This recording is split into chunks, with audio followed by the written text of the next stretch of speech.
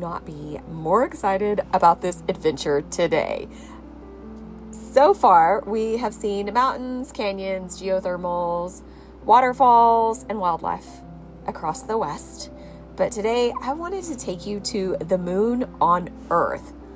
It's conveniently named Craters of the Moon.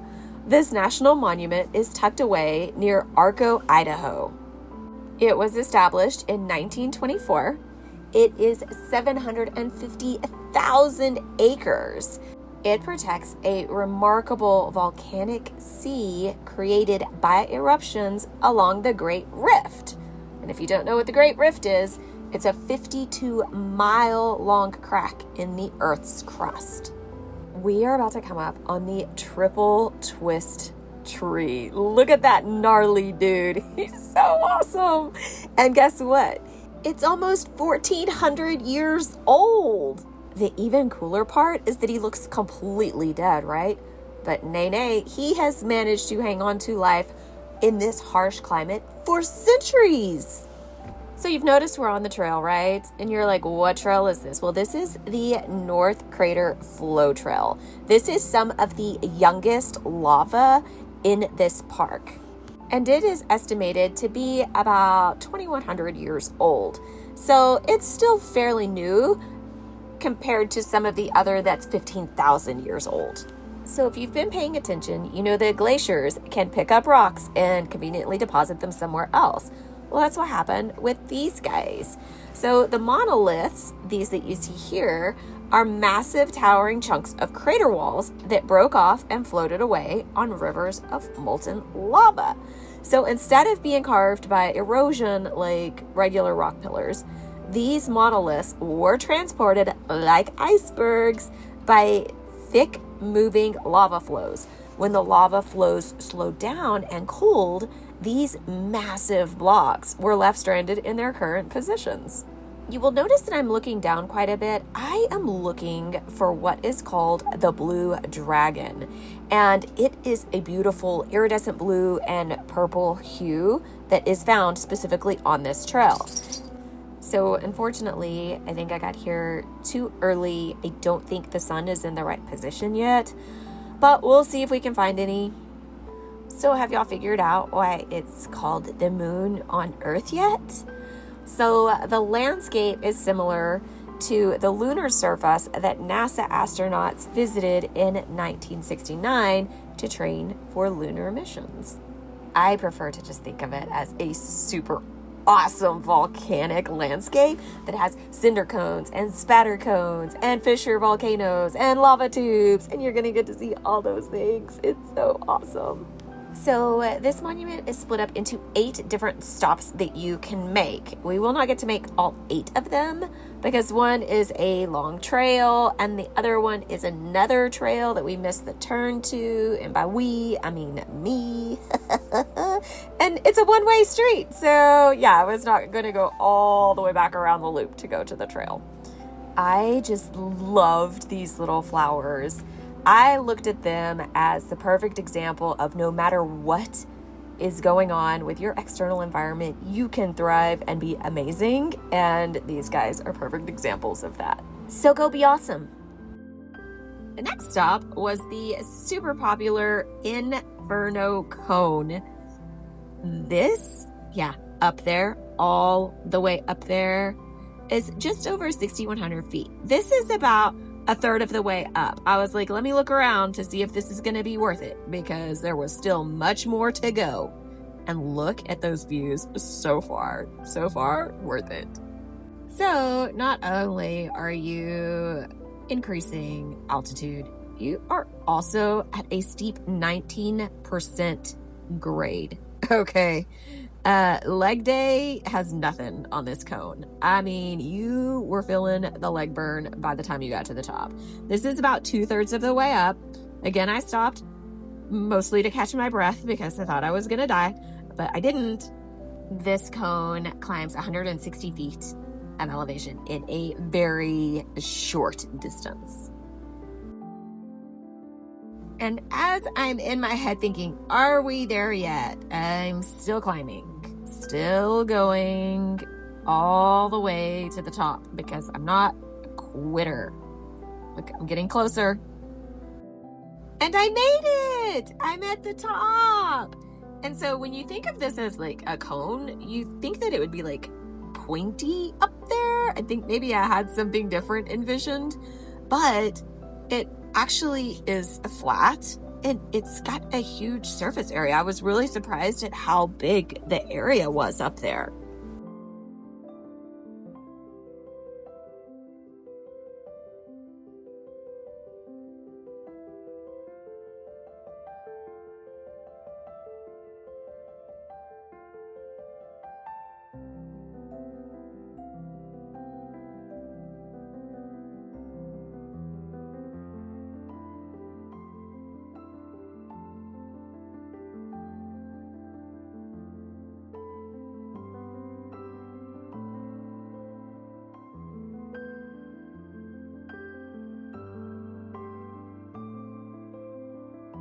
So if you have ever wondered what lives at the top of a cinder cone, look at that lonely tree.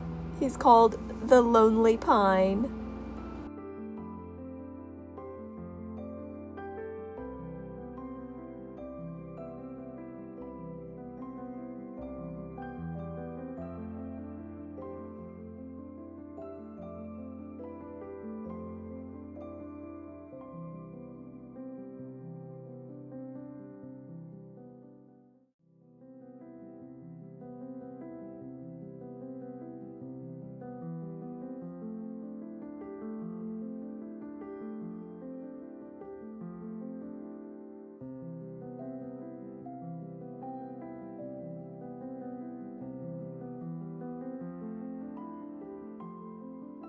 I did ask the Googler what lives up here because I am not good with plants, okay? And it says these are probably Rocky Mountain junipers, antelope bitterbrush, and sagebrush. And I believe the internet over myself because I am not, like I said, good with plants. But I'm just amazed anything lives up here and it's so pretty.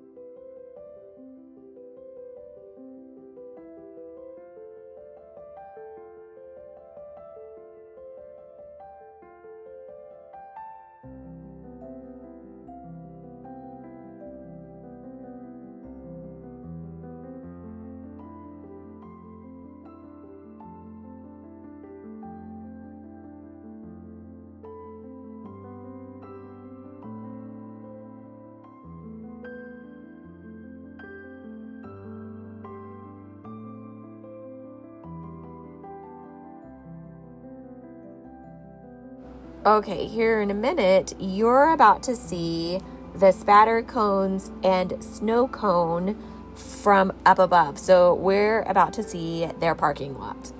And they look tiny. So you'll notice there are some little rocks and then there are some bigger rocks. But they got there because they rained down from the sky during a massive volcanic eruption.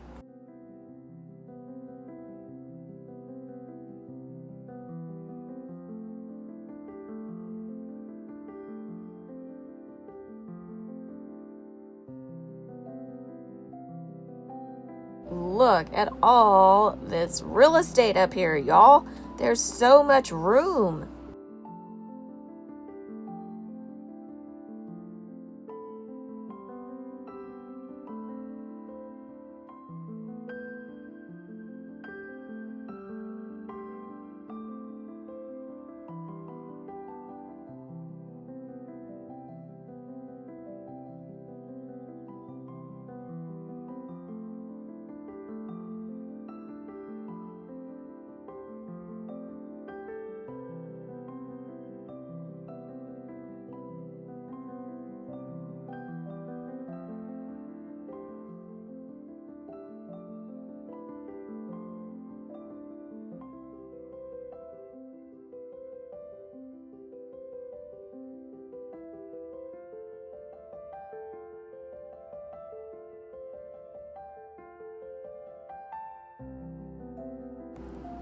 Okay, look at how pretty.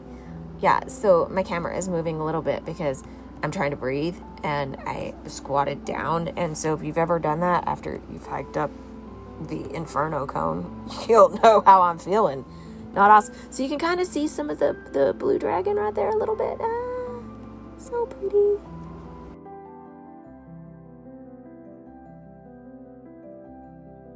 Again, don't mind the shakiness. That's just my heart trying to beat out of my chest while I'm rolled up in a tiny ball.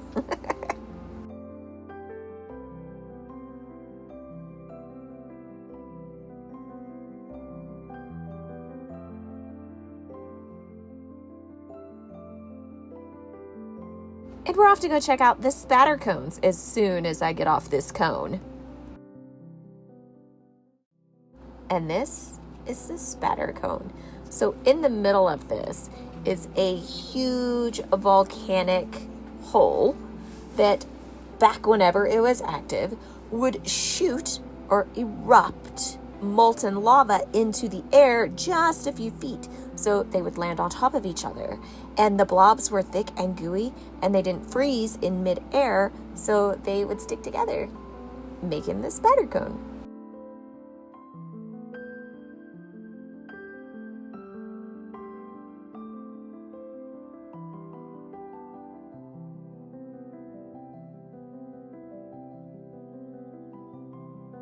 So behind that fence that you can see right there is the original volcanic vent or hole, and I could not get a good shot of it because of the position of the sun, and all my shots looked like trash of that hole, and I just said never mind, I'm gonna just have to tell you about it.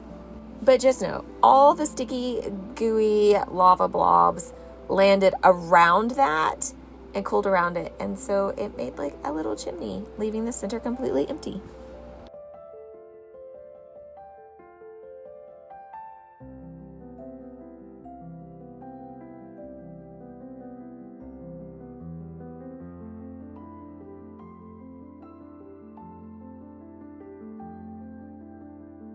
I love it when I find a little doorway like this that has something amazingly beautiful in the background like that.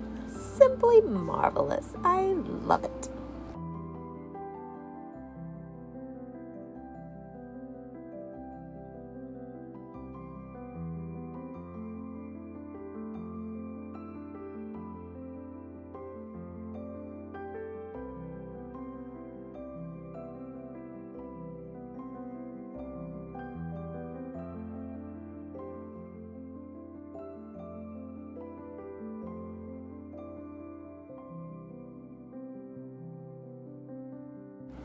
Next, we're off to Snow Cone. So Snow Cone conveniently gets its name because a lot of times there can still be ice and snow down inside the volcanic vent that we are looking down into. Yeah, I know. Sounds like a good idea, doesn't it? But there's not been any volcanic activity here for a long, long time.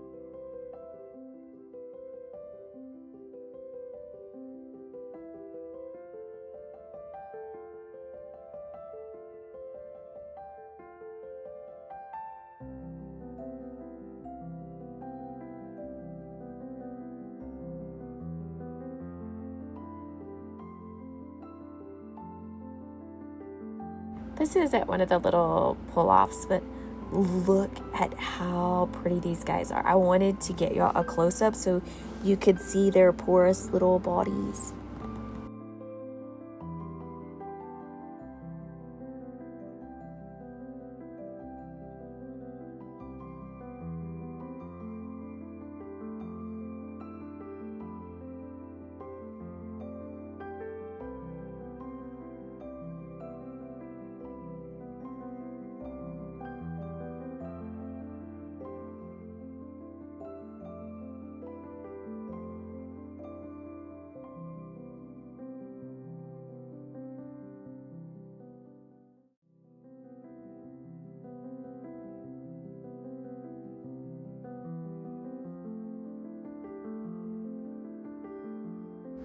Okay, here is another opportunity that we're going to have to find some of that blue dragon flow that we talked about earlier. That's really pretty and blue and purple and shiny. And so we're going to be hunting for that. So you'll look along here to see if you can find it.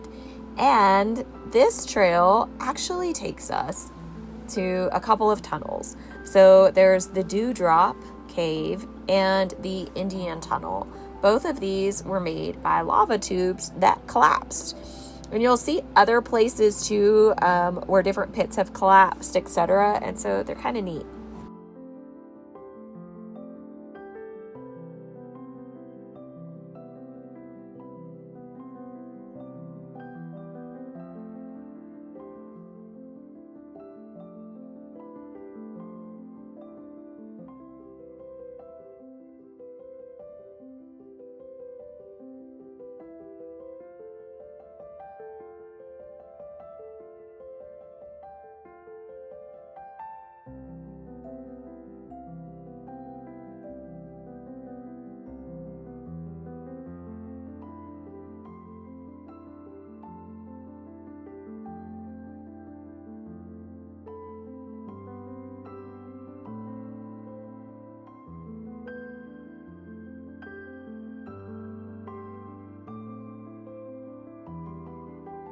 This here is one of my most favorite shots of this entire adventure.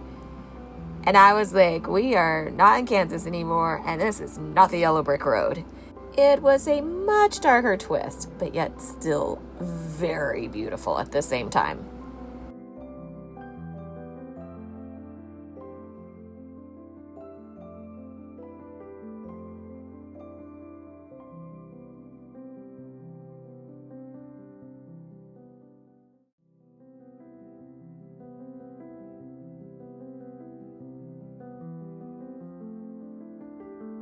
Y'all, I did not think we were ever going to get there.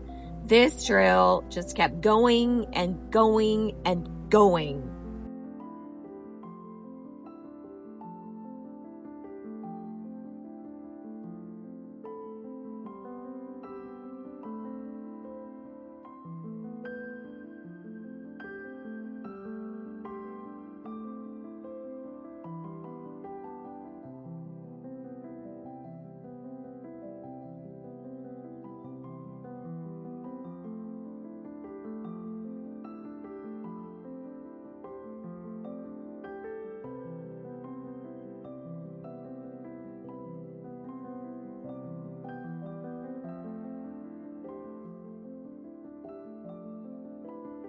So first we're going to come up on the Dewdrop Cave.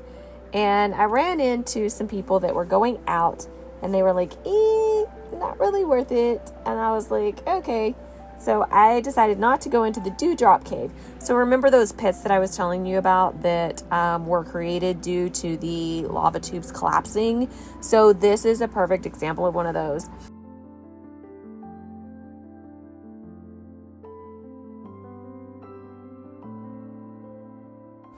Okay, so we're about to come up on another pit, but do you see the sign way off in the distance? That's the Indian Tunnel. That's where we're trying to get to. But before we get there, we got to check out this pit right here. You see that little winged creature that flew by there? That is a violet green swallow, and he is beautiful, y'all. I had the pleasure of one landing like right by me as I was coming out of the Indian Tunnel, and that's when I realized they were not bats. But they were these beautiful little green swallows. Bats do live in the caves, but it's extremely unusual for you to be able to see them during the day. And this is what I walked all this way for, the Indian Tunnel. So in order to go into the caves, you actually do have to get a permit, but the permits are free, so no biggie. You just check in at the visitor center and they will hook you up with what you need. I was not sure what to expect going through this tunnel, and so I didn't know if it was like a true cave where it was completely closed in. I honestly had no clue at all what to expect, but I did bring my headlamp just in case I needed to be able to see. So these are some of the beautiful colors that you're going to see here at the beginning of this tunnel. You're also going to see them at the end of the tunnel, but I think they're even prettier at the end. Here we go. As you're looking down, you can see the path. Just kidding. It's rocks.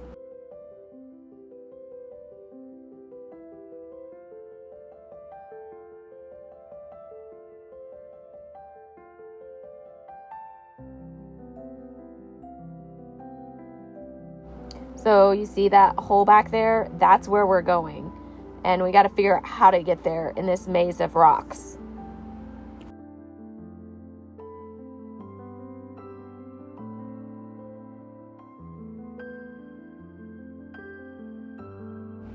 This was the ceiling of this place. Oh, look at how cool that is.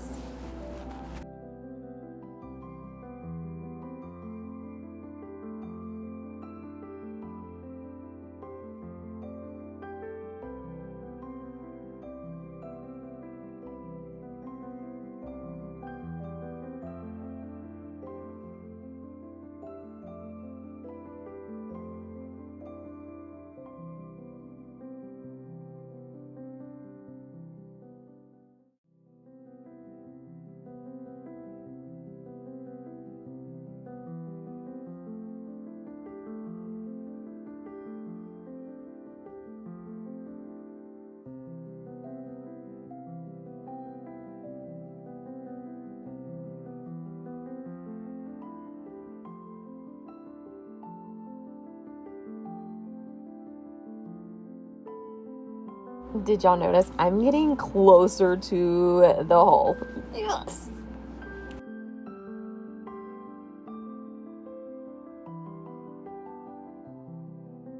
So I made it through there.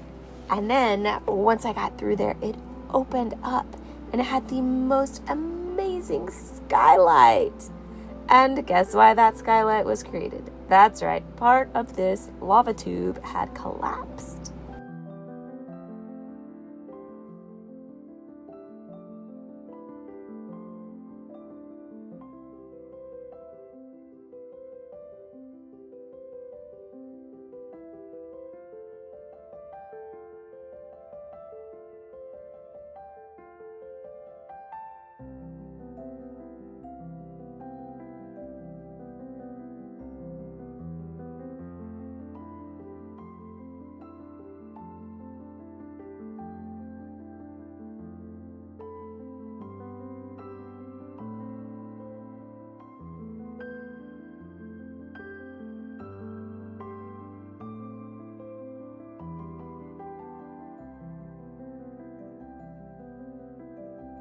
And there's another one.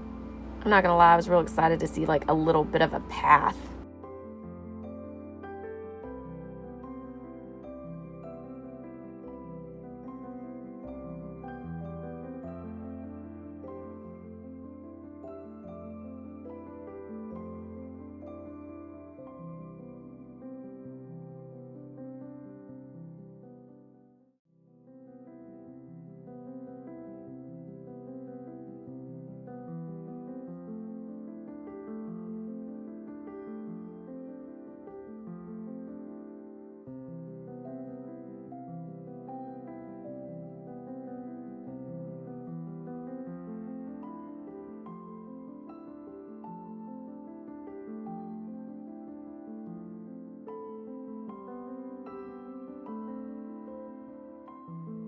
Okay, you see that hole?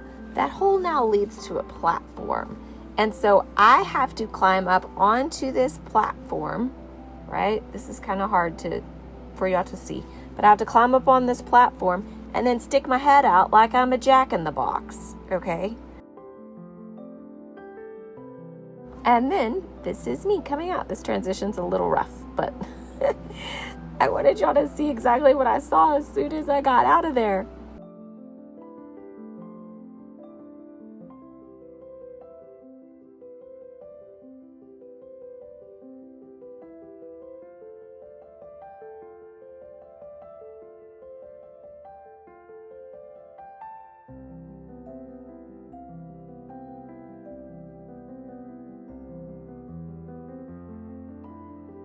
If you just wondered to yourself, where's the exit? That was my first thought too. And then I realized I had to climb over these rocks to get out of here. There is no other path.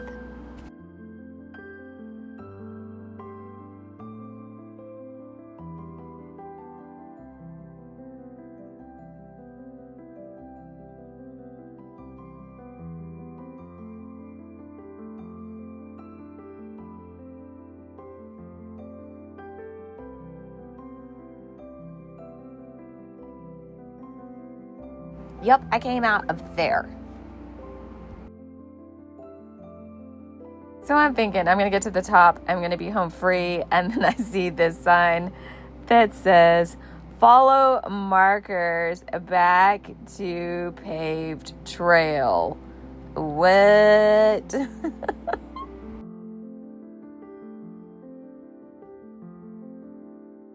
That's the pit I just came out of.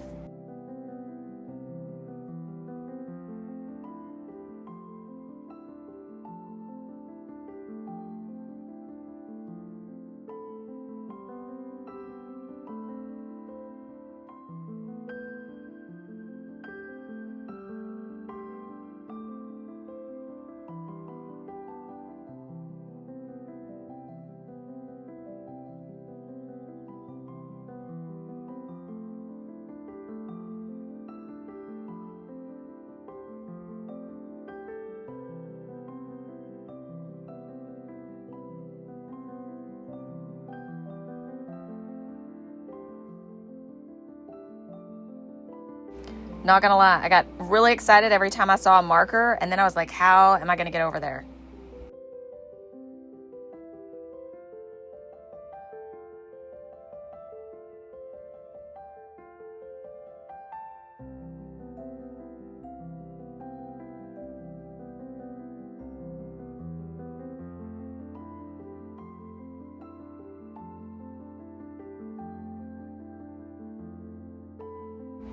If you have noticed, there are not a lot of other people in my videos. That's because nobody else was out here with me, guys.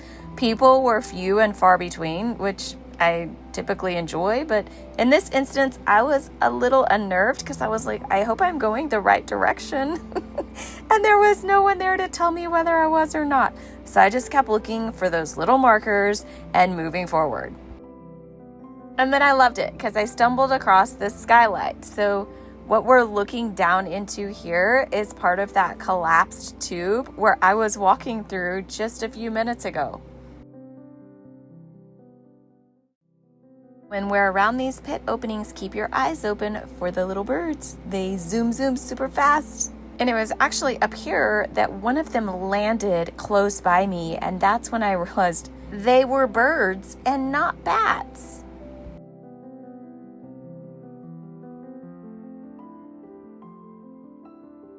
Getting closer with every marker. But do you see anything off in the distance that would tell you that we're getting closer? No.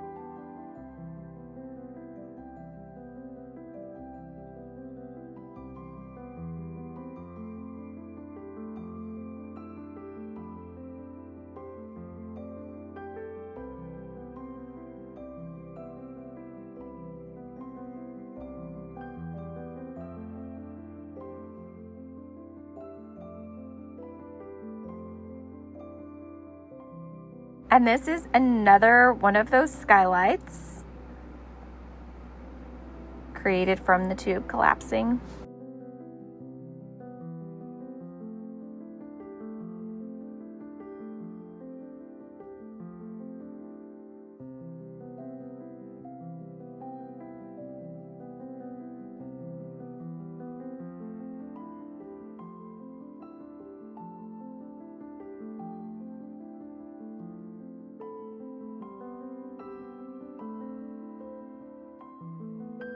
Yes, I finally saw the entrance and paved trail. I would be lying if there wasn't a moment of relief that came over me, but then I had to figure out how to get down to that trail.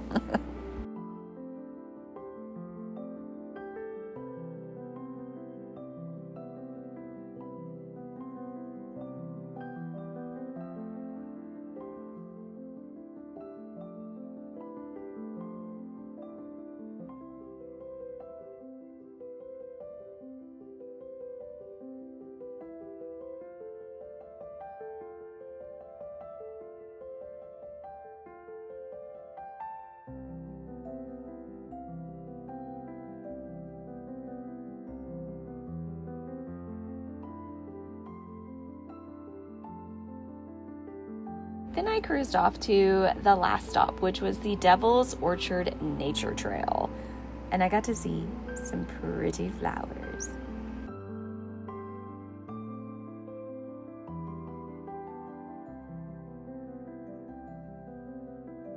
So on this trail, there's different areas of cinders and scattered islands of lava just all throughout here. So it's a variety of awesome stuff that was just left behind.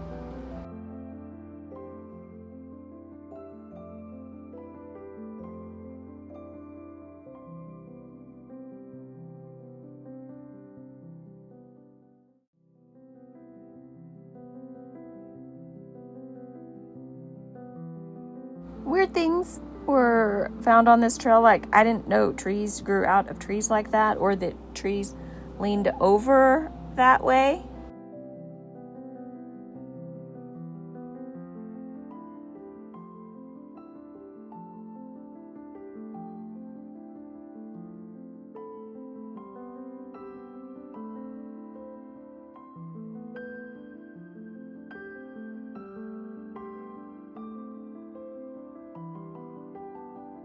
Okay, so I have a story for you guys.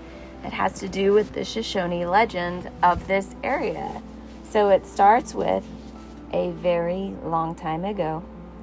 A giant snake was in our plains. It was miles and miles long and was a frightful sight to our people.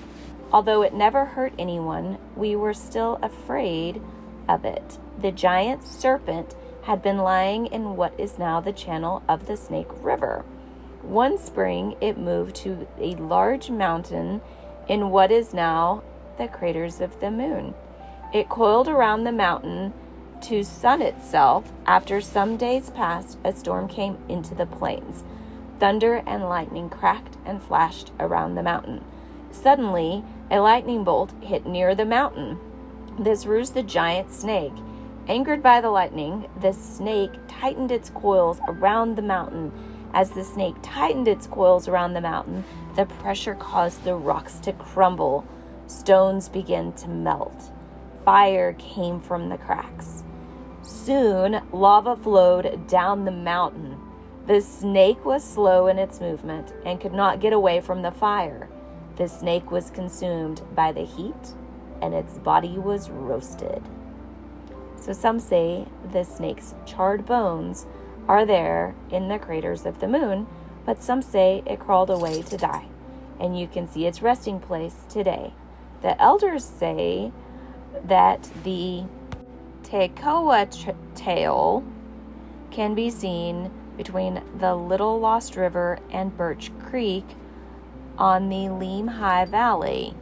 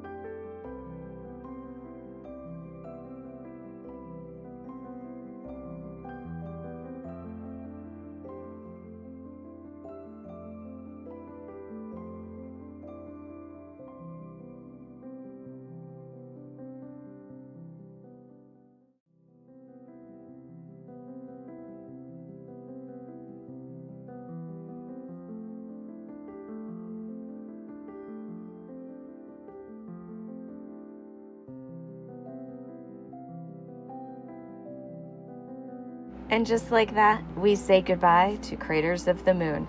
But don't go anywhere because we are not done in Idaho. I cannot wait to take you to this next place.